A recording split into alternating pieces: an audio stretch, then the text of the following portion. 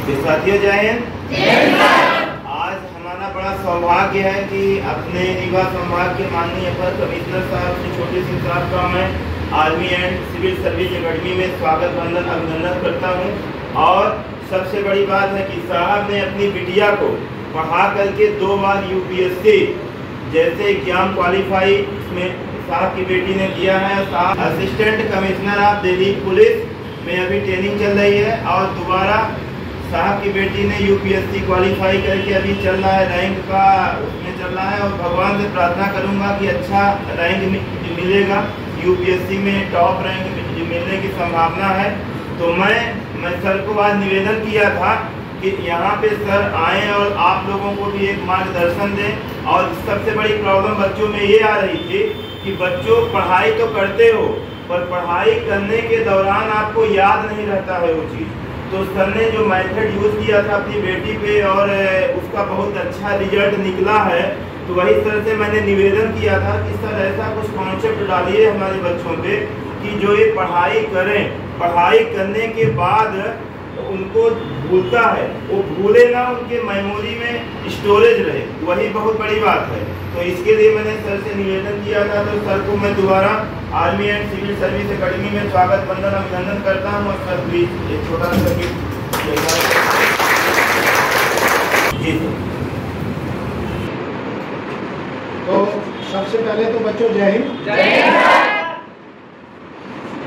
आप सब जिस भी कंपटीशन की तैयारी कर रहे हैं, हर कंपटीशन में जो बेसिक चीज़ होती है वो ये होती है कि उसमें बच्चों की संख्या इतनी ज़्यादा होती है कंपटीशन करने वाले कि पोस्ट अगर मान लो 500 आई तो हो सकता है बच्चे 5 लाख या हो सकता है 15 लाख बच्चे।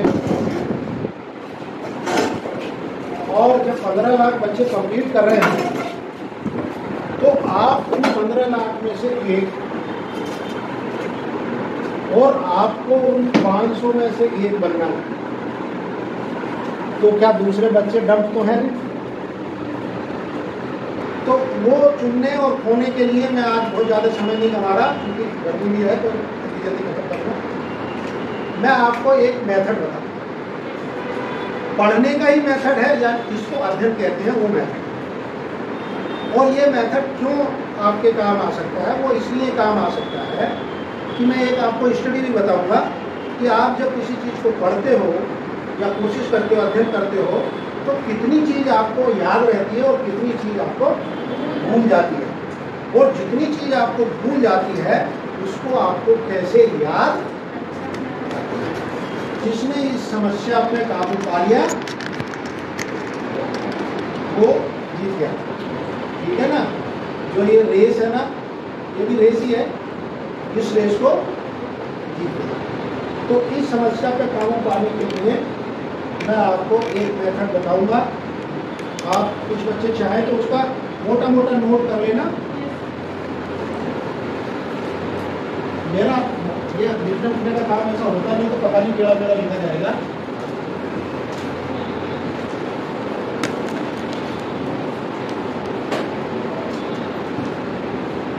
ये क्या लिखा है? अब ये S2 3R क्या है? सबसे बड़ी समस्या यही से शुरू होगी, ठीक है ना। तो पहले तो इसको समझें, तब फिर इससे काम कैसे करना है उसको समझें। S से मतलब है सर्वे, S से मतलब है सर्वे। अभी सर्वे को भी बताऊंगा डिटेल। और Q से मतलब है क्वेश्चन। याद रखने के लिए शॉर्ट फॉर्म है, लंबा लिखा जा सकता है। Q से मतलब है क्वेश्चन।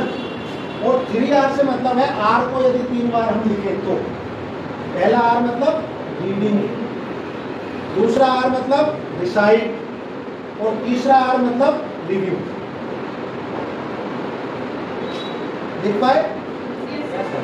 पहला R मीन्स रीडिंग, दूसरा R मीन्स डिसाइड और तीसरा R means review.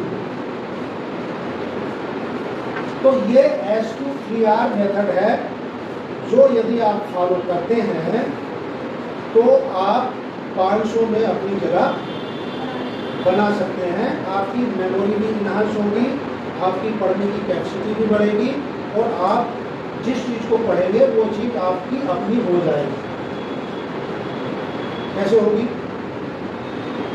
S survey. सर्वे को हिंदी में क्या कहते हैं? मेरे नाम याद नहीं आ रहा।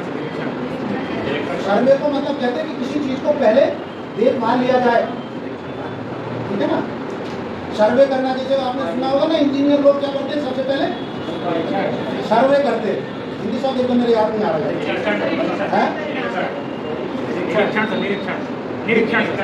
हाँ, निरीक्षण एक इंस्पेक्शन होता है, वो अलग चीज होता है। सर्वे मतलब एक वो पहले जब हम किसी प्रोजेक्ट को काम पे लाते हैं, ऐसे समझ सकते हैं।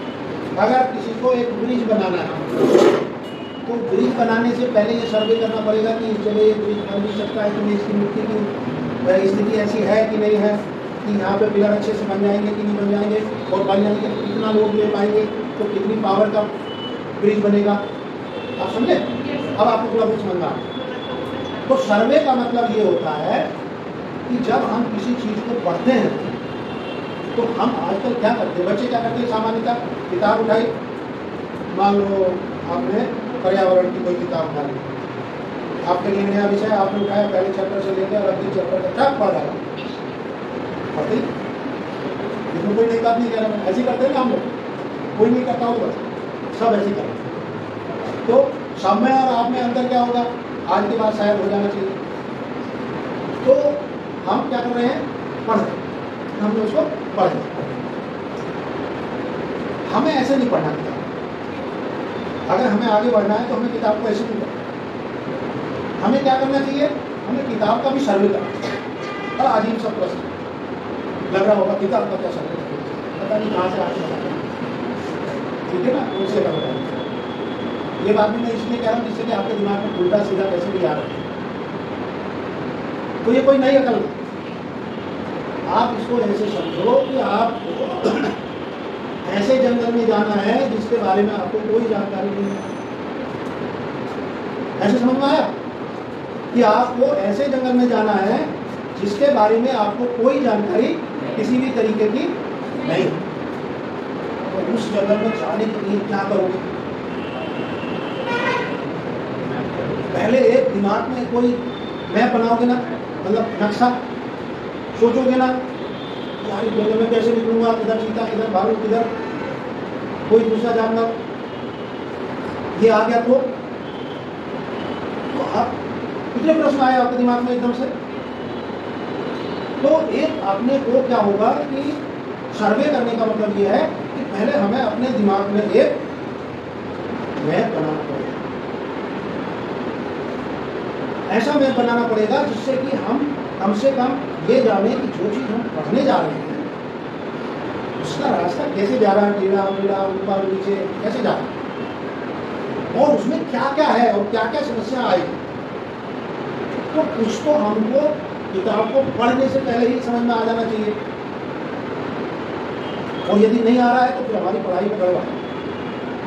तो सर्वे करने का मतलब ये है कि जिस भी चीज़ को, जिस भी सब्जेक्ट को, जिस भी चैप्टर को पढ़ने के लिए हम जा रहे हैं, पहले हमें सरसरी तौर पे उसको देख के दिमाग में एक खाका बनाना पड़ेगा, एक स्ट्रक्चर बनाना पड़ेगा, एक मैप बनाना पड़ेगा कि हम क्या करने जा रहे हैं, कौन से रास्ते से जा रहे हैं। तो जब आप इतनी चीज सोचोगे किसी चीज के बारे में, तो क्या होगा कि जो आपका दिमाग है वो कुछ अपने आप सोचना शुरू करेगा, यानी उसमें कुछ नई नई बातें आएंगी। कुछ नहीं आएगा तो यही आएगा, इसमें क्या हुआ, ऐसे कुछ आएगा ना। आपको कुछ समझ में नहीं आ रहा है तो भी आएगा, अरे चैप्टर का नाम एनवायरनमेंट है, एनवायरनमेंट पहले भी कुछ सीखा होगा, थोड़ा बहुत दिमाग में आएगा नीचे ऊपर से, फिर कुछ आप दिमाग को उड़ाओगे, एनवायरनमेंट में हाँ पेड़ पौधे अच्छे होते तो एनवायरनमेंट अच्छा होता है, गंदगी नहीं होती तो एनवायरनमेंट अच्छा होता है, ठीक है। वो सारी चीज़ें आएंगी, कुछ भी मेरे दिमाग में जो बात आ रही है मैं आपको बोल दे रहा हूँ। तो आपके दिमाग में बहुत सारी चीज़ें। तो सर्वे करने का मतलब ये है कि जब हम किसी चीज़ को पढ़ने जा रहे हैं तो एक प्रिलिमिनरी पहले हमको प्रिलिमिनरी मतलब प्रारंभिक तौर पे एक मैप अपने दिमाग में उसको बनाना है कि हमें क्या करना है। दूसरा नंबर क्यू। क्यू मतलब क्वेश्चन। अब अपने दिमाग में बहुत सारे क्वेश्चन जितने आपको आ सकते हैं, उल्टे सीधे सही गलत जो भी आपको समझ में आते हैं, आप सोचो कि इसमें कितने प्रश्न हो सकते हैं, क्या क्या हो सकते हैं, है ना? तो आपके दिमाग में प्रश्न आना चाहिए। अभी पढ़ाई शुरू नहीं हुई, बस बढ़िया बात यही है कि पढ़ाई शुरू होने से पहले इतना काम हो रहा है, तभी आप अलग हो सकते हो, नहीं तो अलग नहीं हो सकते। फिर तो आप भी वही हो 15 लाख, ठीक है ना? अब आपने क्या किया कि चैप्टर जब आपने खोला तो आपके दिमाग में क्वेश्चन का ढेर आ जाना चाहिए, एकदम क्वेश्चन आने चाहिए। जितने ज्यादा प्रश्न आपके दिमाग में उल्टे सीधे जो भी आए, आप कोई प्रश्न गलत। अभी जो मैं बात बता रहा हूँ उसको उस सेंस में लेना, कोई प्रश्न गलत नहीं होता, प्रश्न हो, ठीक है ना? और फिर उस प्रश्न का हमको आंसर ढूंढना है। गलत सही को क्या होता है, जो हम बनाते हैं वो गलत सही होता है। तो जो भी आपके दिमाग में प्रश्न आता है उन प्रश्नों को राइट डाउन कर लो या दिमाग में बिठा लो कि इसमें ये 5, 6, 7, 8, 9, 10 क्वेश्चन आने हैं, ठीक है? ये दो काम हमको किसी भी चैप्टर को पढ़ने से पहले करने हैं। यदि ये दो काम हमने चैप्टर को पढ़ने से पहले किए तो जब हम चैप्टर को पढ़ने जाएंगे तो हमारे दिमाग में प्रश्न, एक तरफ प्रश्न कूद रहे होंगे और दूसरी तरफ हमारे दिमाग में वो मैप घूम रहा होगा जो ये बता रहा होगा कि नहीं ये रास्ता इधर से जाएगा, ये इधर से जाएगा, इधर चीता मिलेगा, इधर भालू मिलेगा, इधर ये मिलेगा। मैं उदाहरण के लिए बता रहा हूँ क्योंकि मैं प्रोफेशनल टीचर नहीं हूँ, इसलिए हो सकता है आपको उस तरीके से नहीं समझा पाऊँ, लेकिन कोशिश यही है कि आपकी समझ में आए। तो आपको दो चीजें पहले से मिले, जिसमें कुछ आपको उल्टे सीधे जो भी आपके आए प्रश्न मिले और कुछ आपको एक आपके दिमाग में मैप मिले। वो सही भी प्रश्न हो सकते हैं, वो मैप सही भी हो सकता है, वो मैप गलत भी। आप बिल्कुल ये मत सोचो कि हमने जो सोचा था वो बिल्कुल सही था, ठीक है? लेकिन सोचना नहीं। तो इस तरीके से आपने इसको सोच लिया। इतना करने के लिए आपको चैप्टर खोलना तो पड़ेगा। खोल के क्या देखोगे? हर चैप्टर में सबसे पहले तो चैप्टर का नाम ही होगा। नाम पढ़ोगे तो कुछ दिमाग में प्रश्न आएगा कि इसमें क्या हो सकता है, ठीक है ना? फिर उसका कुछ हेडिंग होंगे, उसके 10-5 हर चैप्टर में रहते हैं, सेक्शन होंगे। उन हेडिंग को पढ़ोगे। अभी आप किताब को नहीं पढ़ोगे, अभी सर्वे चल रहा है ना, तो उन हेडिंग को पढ़ोगे तो आपको दिखा इसमें 8-10 हेडिंग आ रहे हैं। फिर आप उसके बाद में पीछे कुछ क्वेश्चन होते हैं, कुछ फ्रेजेज होते हैं, कुछ इस तरीके की चीज़ें होती हैं हर चैप्टर में। बाद में प्रश्न रहते हैं ना, प्रश्नोत्तरी के लिए प्रश्न रहते हैं, कहीं कहीं कुछ फ्रेजेज रहते हैं, फ्रेजेज मतलब मुहावरे टाइप के, क्या बोलेंगे, कुछ बेसिक शब्द रहते हैं कि शब्द का क्या मीनिंग है, इसका क्या मीनिंग है, ऐसे शब्द रहते हैं। तो फ्रेज हो सकता है, कीवर्ड शब्द हो सकता है, या कोई क्वेश्चन हो सकता है, इस तरीके की चीज़ रहती है। यानी अभी आपने चैप्टर को डिटेल में पढ़े बिना क्या क्या चीज़ें देख डाली, ये बहुत सारी चीज़ें देख डाली, उसके हेडिंग वेडिंग देख डाली। और जब आपने ये हेडिंग वेडिंग देख डाले तो इससे आपके दिमाग में कुछ उसका चैप्टर का मैप बन गया।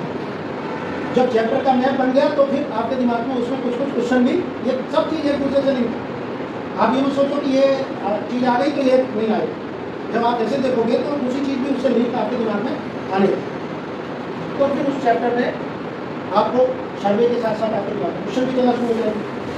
और जब ये दिमाग में ये दोनों चीज़ें चलना शुरू हो जाए तो आप समझ लो अब आपका माइंड या आप पढ़ने के लिए तैयार। अभी तक आप तैयार नहीं थे, अब आप जो है सही से चीज़ को पढ़ने के लिए तैयार हो गए। जब आपने तैयार हो गए तो तैयार होने के बाद आपका पहला आर क्या बोलेगा? रीड। अब रीड में जो चैप्टर का पहला पार्ट है, हर चैप्टर में जितने वो हेडिंग होंगे तो हर हेडिंग में एक पार्ट होगा।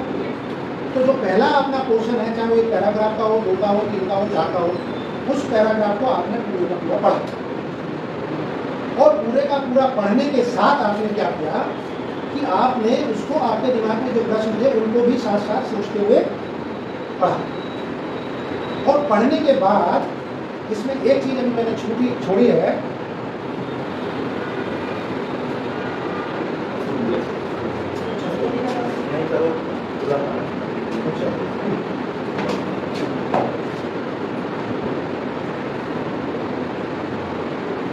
ये दिन है,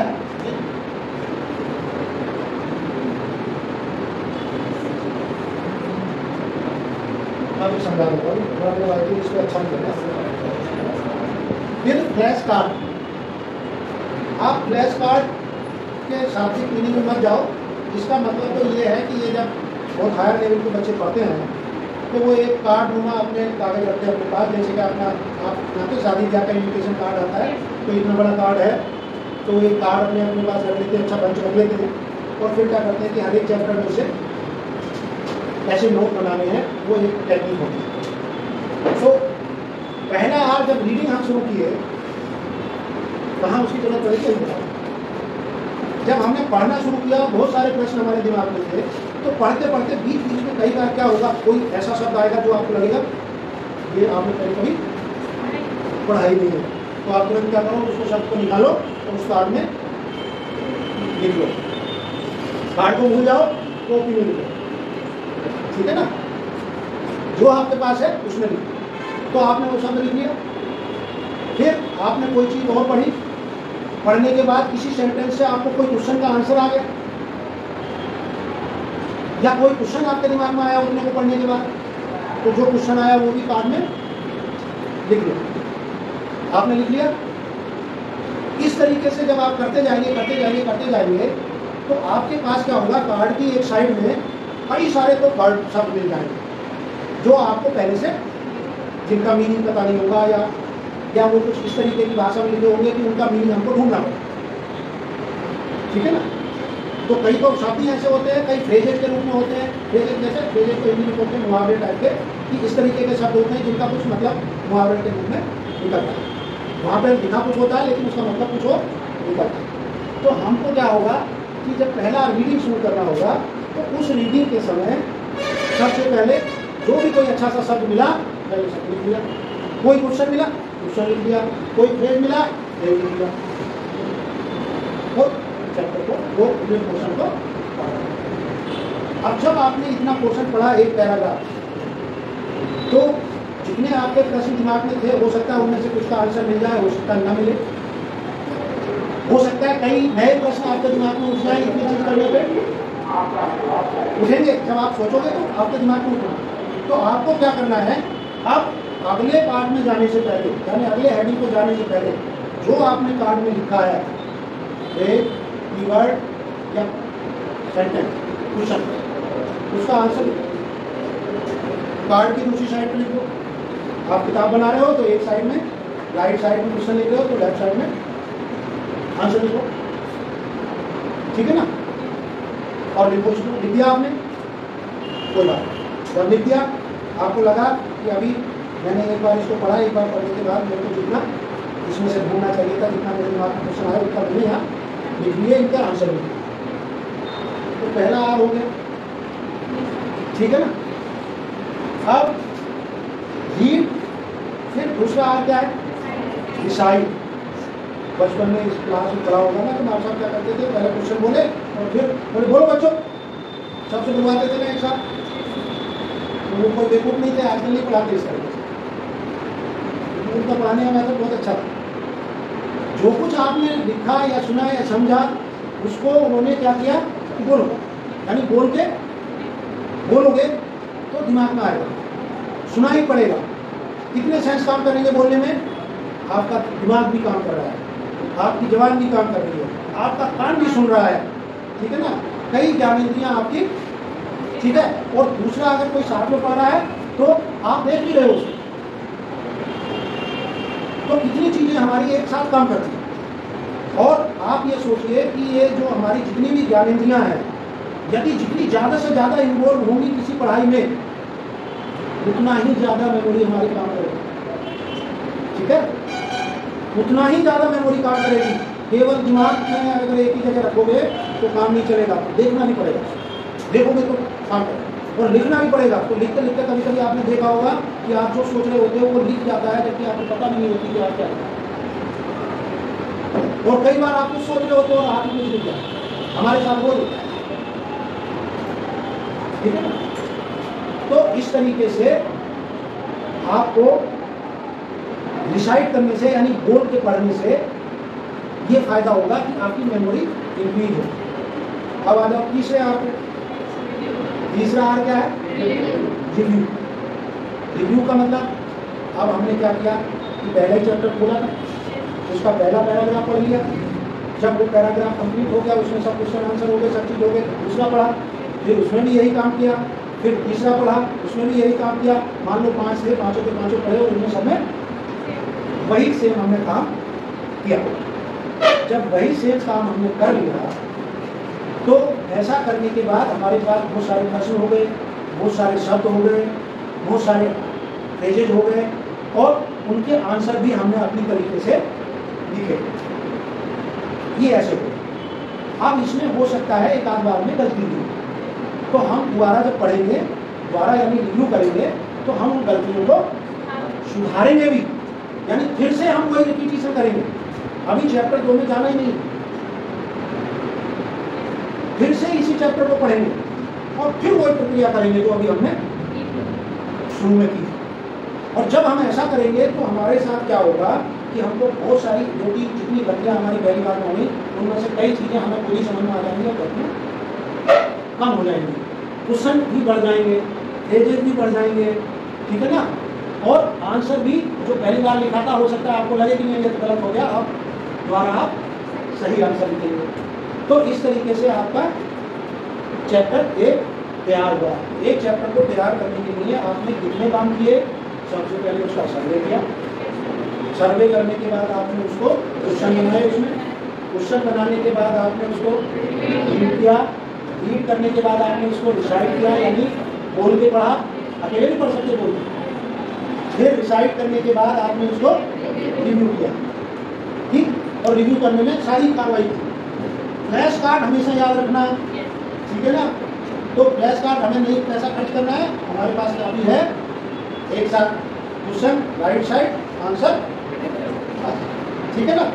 ऐसे इसको बना लो और बनाने के बाद जब आप ये काम करोगे तो बता दो, मैंने लगभग सारी चीज दी। अभी किताब से बताने वाला बताता तो बहुत सारे पॉइंट लिखता, मैं अभी आपको बताता हूँ इनमें क्या क्या चीजें शामिल होती।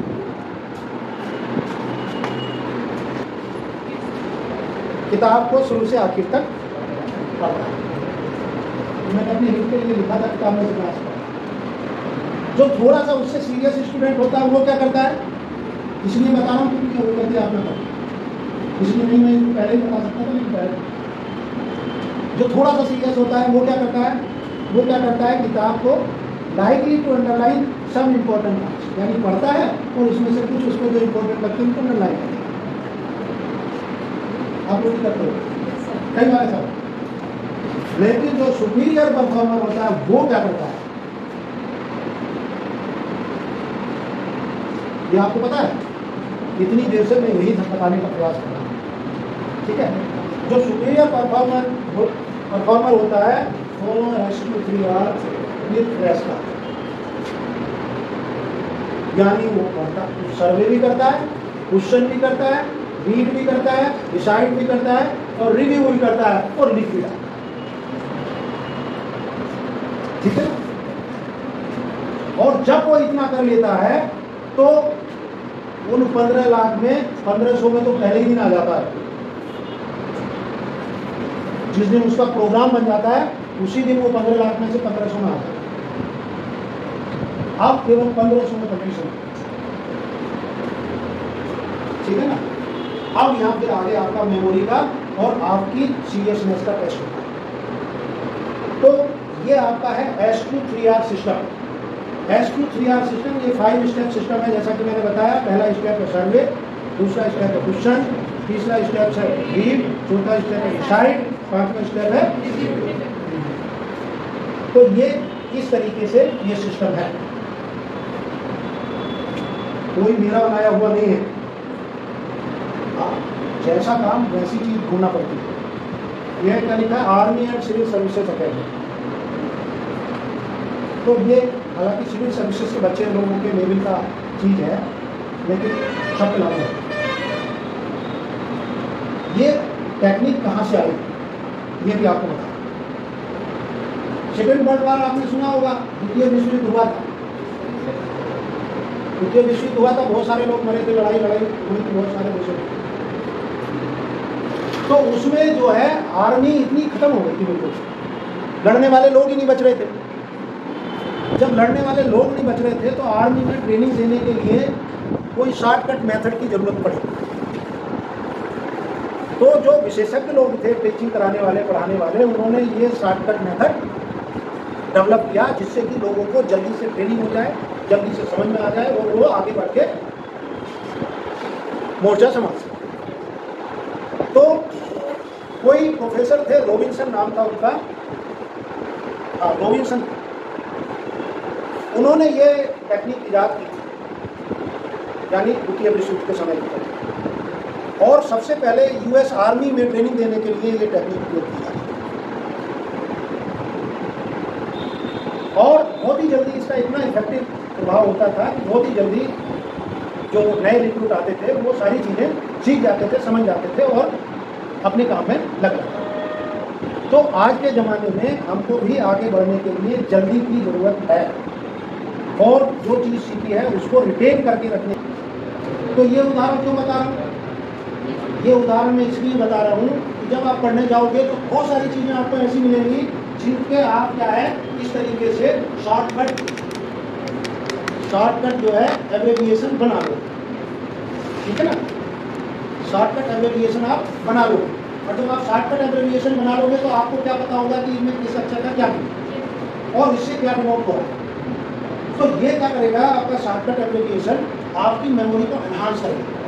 यानी आप बहुत लंबा चीज़ पढ़ने से याद रखने के लिए के बजाय कितना चीज़ याद रखोगे, ये छोटी सी, और फिर इसको एक्सप्लेन कर दो। तो ये कहलाता है, इसको अंग्रेजी में बोलते हैं न्यूमोनिक्स। आपको स्पेलिंग नहीं लिख पाएंगे इसकी, मैं अभी बता दूँ। न्यूमोनिक्स इसको बोलते हैं। यानी इस टेक्निक में क्या करते हैं हम कि कोई बहुत बड़ा सेंटेंस हो या कोई लंबी चौड़ी कोई चीज़ हो, तो उस लंबी चौड़ी चीज़ को कहीं तो हम एक पोएम के रूप में लिख लेंगे, कहीं एक सेंटेंस के रूप में लिख लेंगे, कहीं हम कुछ एब्रिविएशन के रूप में लिख लेंगे। इस तरीके से हम उसको लिख लेंगे और जब उस तरीके से लिख लेंगे तो वो हमको याद रह जाएगी और पूरा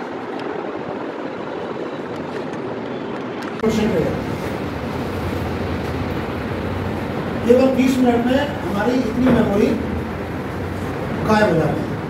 ये स्टडी किया हुआ फैक्ट है। और फिर 1 घंटे बाद यदि हम देखते हैं तो यही मेमोरी 44% है। और फिर यदि 9 घंटे के बाद हम देखते हैं तो यही मेमोरी 36% है। और फिर यदि 1 दिन के बाद हम देखते हैं तो यही मेमोरी 33% हो जाती है। और 2 दिन के बाद 28%, और 6 दिन के बाद 25%, और 21 दिन के बाद 21% होता है। यानी 1 महीना होते होते 20% मेमोरी बच जाती है। लेकिन मजे की बात यह है कि जब मेमोरी शुरुआत में अपन पहले घंटे में आते हैं 2 घंटे बाद, तो मेमोरी बहुत तेजी से डाउन जाती है, ठीक है ना। लेकिन 9 घंटे के बाद से जब हम आगे बढ़ते हैं तो मेमोरी बहुत धीरे धीरे धीरे धीरे धीरे धीरे, यानी जो चीज़ हमने सीखी वो अब बहुत धीरे चली। पहले शुरुआत में बहुत फास्ट चली और बाद में बहुत धीरे चली। इसका मतलब क्या है? इसका मतलब ये है कि यदि आप शुरुआत में 3-4 बार उसको इतना रिपीट कर डालो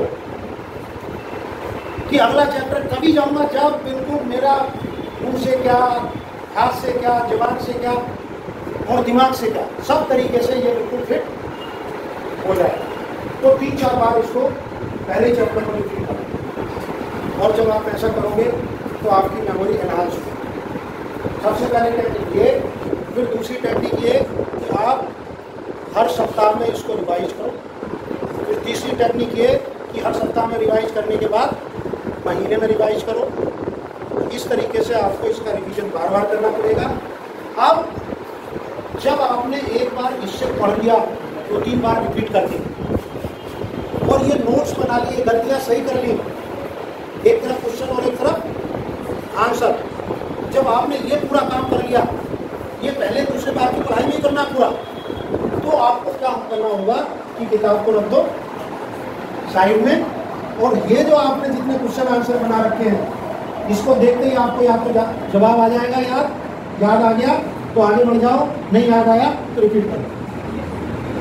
तो आपको जो शुरुआत में लगेगा कि हमें देर लग रही है, बाद में जब तक आप एग्जाम देने जाओगे तो पता चला कि 10 किताबें भी 2 घंटे में पार। ठीक है, तो 15 लाख में बैठना है कि बस किस्सा खत्म। ठीक है, आ गया।